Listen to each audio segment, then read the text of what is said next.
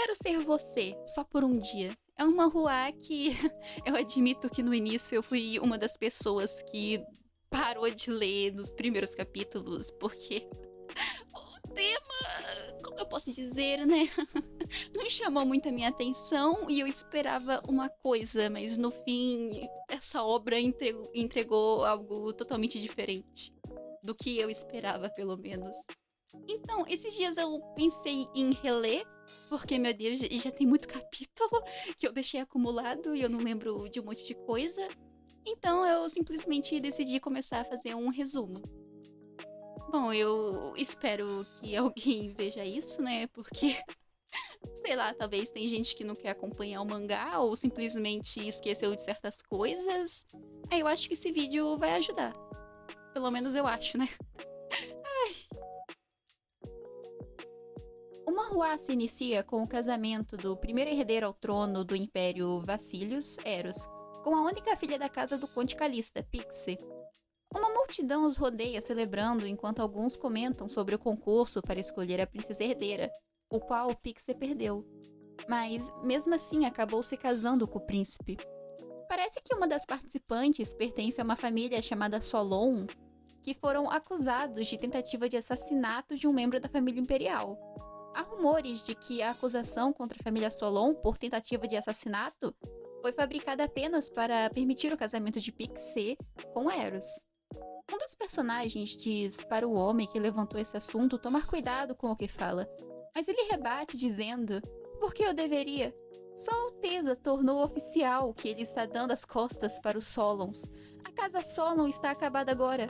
Com o temperamento de Lady Medeia, não será fácil encontrar um novo pretendente. Pelo menos ela ainda tem a beleza. Talvez eu deva propor. Antes dele terminar a fala, Medeia aparece, sendo apresentada para nós como a filha mais velha do Duque Solon. Mesmo depois disso que o homem disse, Medeia deixa passar, mas adverte que irá se lembrar dos dois homens. No dia seguinte, o primeiro homem é encontrado morto com a língua arrancada. Meu Deus. E nisso se é cortado para uma cena onde aparentemente a mãe da Medeia está debilitada. O doutor começa a falar que talvez ela não consiga sobreviver, mas é interrompido pelo pai de Medeia, que surta. Ele realmente ataca o médico, pelo que eu entendi. Nisso corta para uma cena onde as empregadas de Medeia sugerem que ela envie alguém para o resort que Pixie está, para lidar de uma vez com ela.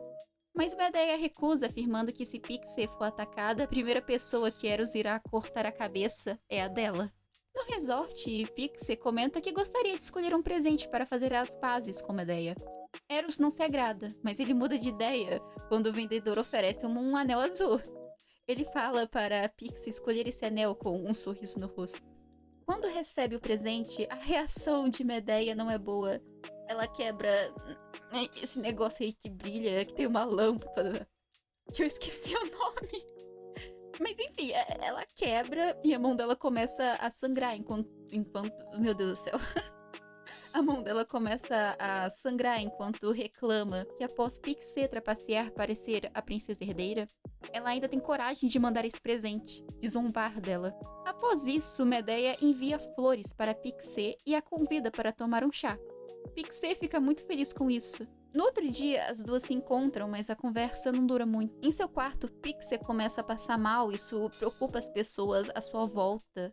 E preocupado, o cavaleiro mais leal da família Calista vai atrás de algum médico. Só que o cavalo dele começa a ficar estranho e o derruba no chão. Você parece ter sobrevivido à queda, infelizmente. A voz de Medeia o assusta. Ela está com uma espada e o vestido branco ensanguentado. Sabendo que o cavaleiro poderia chegar ao ponto de desobedecer às ordens da família imperial para proteger a casa que serve a Pixie, ela o mata ali mesmo, afirmando que Pixie também sofrerá a agonia de perder tudo.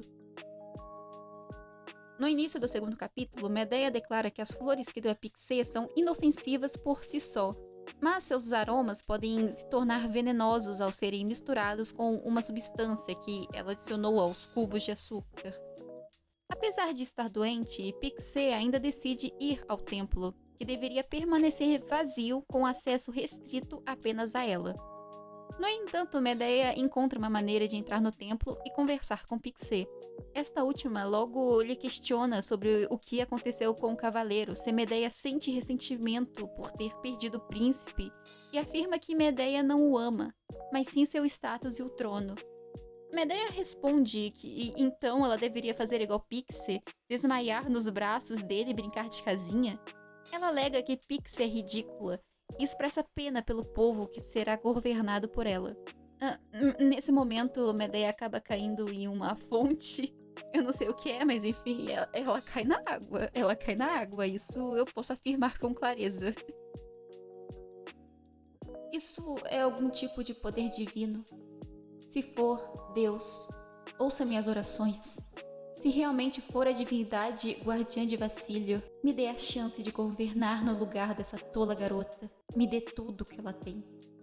Quando Medeia abre os olhos, ela se encontra no corpo de Pixie, e o capítulo termina com o príncipe herdeiro anunciando que Medeia será punida por ter arruinado o dia da oração e causado danos à princesa herdeira. Medeia, agora no corpo de Pixie, fica extremamente satisfeita com essa reviravolta. E assim o segundo capítulo chega ao fim com esse desfecho emocionante, que, sei lá, pelo menos pra mim, até nessa parte, eu ainda tava... Eu não queria ler, porque eu logo pensava que a história ia ficar chata, ou então, meu Deus, minha cabeça tava cheia de estereótipos do que iria acontecer e eu só me desanimava, mas é a partir do capítulo 3 que as coisas começam a ficar realmente interessantes. No capítulo 3, nos é mostrado Pixie no corpo de Medeia. Ela fica confusa e assustada com a situação, começando a correr pelos corredores da mansão. Os empregados começam a ficar preocupados com as ações dela. Voltando para Medeia, ela diz sorridente para o príncipe não sentenciar Medeia à morte, mas em seus pensamentos assume que quase pediu para ele a cabeça dela. Agora ela estava no corpo de Pixie, então deveria agir igual ela. Pixie jamais permitiria que Medeia fosse sentenciada à morte. Nisso, Pixie aparece querendo conversar com Medeia, mas Eros a joga contra a parede, impedindo. Como você ousa vir aqui? Deveria ser grata por eu não ter decapitar aqui e agora. Que hilário. Isso é tão engraçado. Agiam como se fossem amantes destinados, mas ele nem mesmo a reconhece. Medeia assiste a cena pensando quão hilário isso é. Até um tempo atrás, os dois estavam agindo como pombinhos apaixonados, mas agora, Eros nem sequer consegue reconhecê-la e proclama que ela está proibida de pisar aos pés nessa mansão.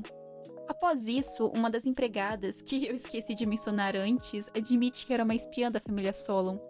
Disse que não tinha escolha, pois tinha que pagar as contas médicas do seu irmão doente, e admitiu que foi Medeia que matou o cavaleiro e um dos seus servos. Apesar de a confortar em seus pensamentos, Medeia afirma: a princípio, pensei em cortar sua língua fora e alimentar os cães com ela, mas decidi deixar o destino dela nas mãos do divino. Depois que amanhecer e eu voltar a ser uma Solon, a matarei. Senão, ela vive. Após isso, nos é mostrado Hélio. Ele acha estranho que Medeia não leu novamente as cartas dele e se questiona se nos últimos 7 anos eles já ficaram tanto tempo assim sem contato. Então ele decide ir vê-la, mesmo que ela o repreenda por isso sem avisar. Enquanto isso, Pixie lamenta a situação que está passando. Ela tem 1 ano até o próximo dia da oração, mas não é certeza que até lá ela e Medeia iriam trocar de corpos novamente. Essa é a vontade da divina guardiã do Império? O que farei se tiver que viver como a senhorita Medeia pelo resto da minha vida? Ela tem muitos inimigos. Mas ela é mais forte que todos os seus inimigos juntos. Serei morta no momento em que demonstrar fraqueza. Ah, por que sou tão impotente? Medeia, querendo entrar em contato com Hélio, convence Eros a levá-la para a cidade. Está tudo indo como planejado. Quando estivermos oficialmente casados depois do seu aniversário, e quando o imperador morrer, me tornarei membro da família imperial. Me tornarei um dos 2 sóis que lideram o Império. Agora só preciso esperar pelo príncipe herdeiro. Fique fora enquanto discutimos os assuntos do Império, ele disse. Quando ele retorna, algo estranho acontece. Medeia diz que, enquanto esperava, estava lendo um livro. E Eros simplesmente diz: a história do declínio e queda dos reinos antes do Império Vacílio. É um bom livro, mas não é difícil demais para você? Se quiser ver figuras bonitas, teria comprado um livro de contos de fadas para você. Isso é forma de tratar sua amada? Não, não estou imaginando coisas. Esse olhar frio em seus olhos. Ele me menospreza. Se não fosse esse capítulo mostrando claramente que tem alguma coisa de errada com esse príncipe e a relação que ele tem com a Pixie, tá, eu ia parar de ler. Por enquanto eu só tenho isso a dizer, porque eu mesma só li até o capítulo 3. E esses resumos vão ser do capítulo que eu começo a ler até o último que eu parei. Então, por enquanto, é só isso.